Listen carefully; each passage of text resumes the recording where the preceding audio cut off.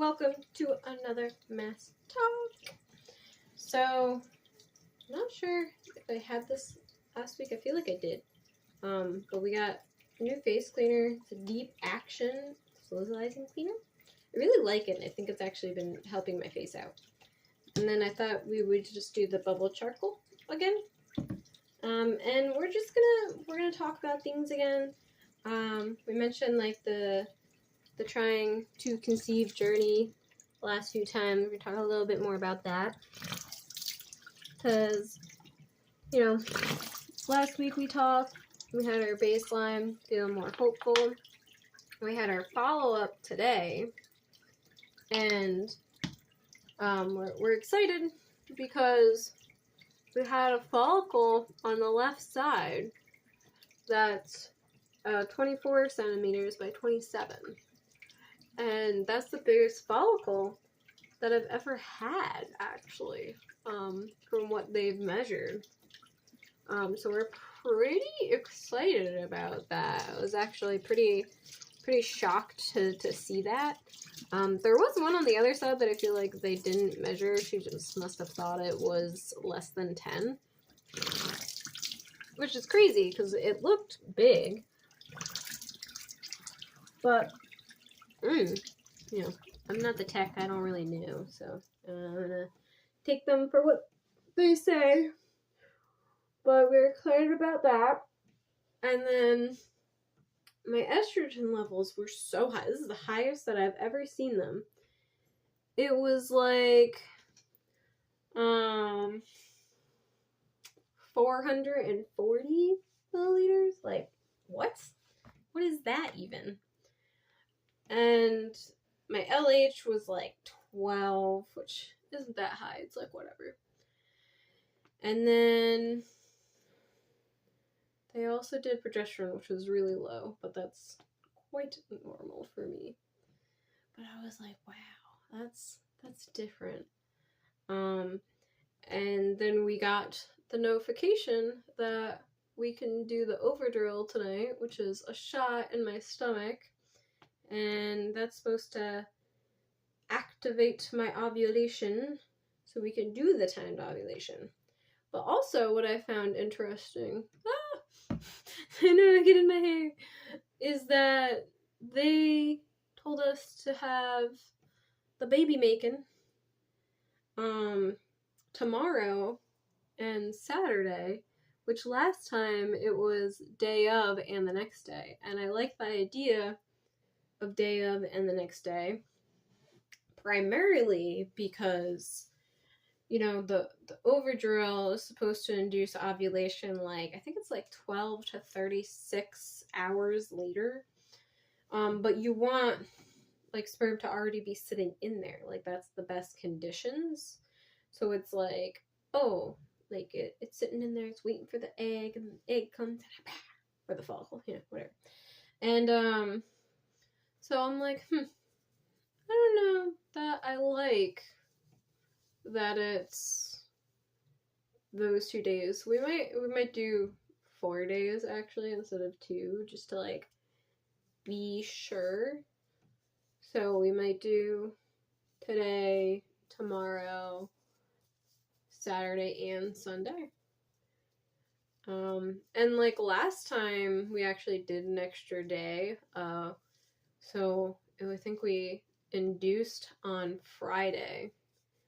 And we were supposed to have the baby making that day and the next day. So we did that, and then we also did Sunday. And that is the cycle that we had our chemical. So I'm like, I don't know. I feel like that's promising. Maybe we should do the same thing. I don't really know what in my workings made them think to change up the days that we do it. I'm sure there's a reason for it, right? There's a rhyme and reason for everything. But we'll do that. And the shot, to let you guys know, is not that bad. It's really not that painful. It goes in, you don't really feel it when, the needle goes in. You actually feel it more when you're, pushing the other stuff in. Especially if you do it in certain spots. You gotta be careful about where you're doing it, like if you're doing it on a muscle or something. But it's generally like fine. And I really like enjoy, I don't know why I'm saying enjoy. I think because I'm enjoying this. But I'm really like more positive and hopeful right now. I know that typically changes when we're in the midst of the 2-week wait and we're worried about what's happening. We're not seeing progress. Not that there's ever that much progress to really see at those times. But it is, upsetting. And hopefully, it's not so upsetting. I'm actually going to track the HCG in my system. So, for those of you that don't know, basically the trigger shot is HCG. So when you take it, you get HCG in your system and you can track it and watch it get out of your system. Some people don't like to do that. They feel like it kind of like gives them anxiety. I like to do it as more of like an experimental thing, see how long it takes to get in my system.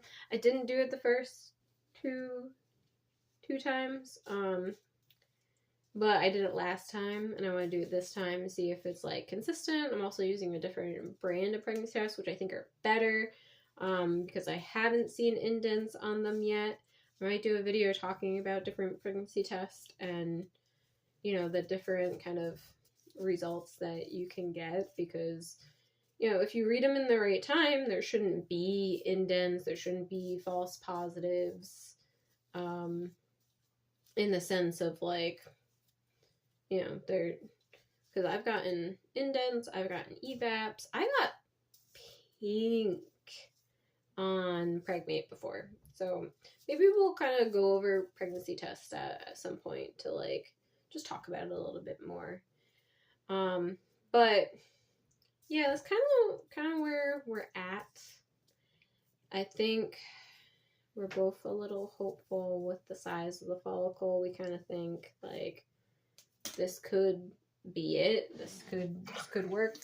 But we try not to get too hopeful because, we're obviously worried that it won't work and then we're going to be very disappointed. But if it does work, like, I have ideas to how to tell people, because we'll be like 2 months around Christmas ish. So I feel like that's a good time that we could tell certain people. So hopefully.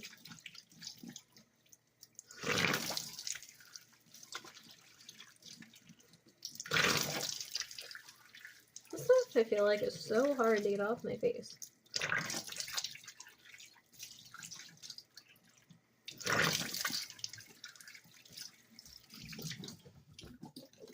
Now I gotta get it off my glasses too. Oh man. Oh. I don't have any more. Look at these glasses, they're all bubbly. But yeah, I think, that's mostly what's going on. It's not